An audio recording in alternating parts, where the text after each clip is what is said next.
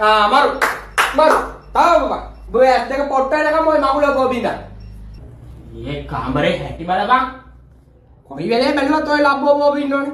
ෂි. අර කොට එළියට බහලා වැඩක් කරපන්කෝ. අයියෝ තාත්තේ යන්නකෝ. යන්න? මට දන්නවද ඔය ෆෝන් එකේ එළිය ඇස් දෙකට කොච්චර දරුණුද කියලා? බලපන් ඔය තෝගේ අවුරුදු 25 ඉන්න කලින් ඔය ඇස් දෙක පොට්ට උන්න. තාත්තේ? තාත්තේ? මරු. තව ගන්න. ඇස් දෙක සවුත් කරගම තව ගන්න. කොයි වෙලේ බැලුවත් දැන් ෆෝන් එකේ. ඉස්සර වගේ එළියට බැල වැඩක් කරන්න ඕන.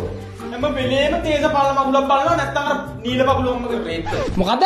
නෑ මොකුත් නෑ. අයියෝ අනේ අපිට හපන්නේ ඔයාලට ෆෝන් හම්බුනාම. දැන් අර ඒ කාලේ දරුණුයි කියපු ෆෝන් එකේ එළිය දැන් දරුණු නැද්ද? මේ ඵලයන් බං මට මේක බලන්න දීලා.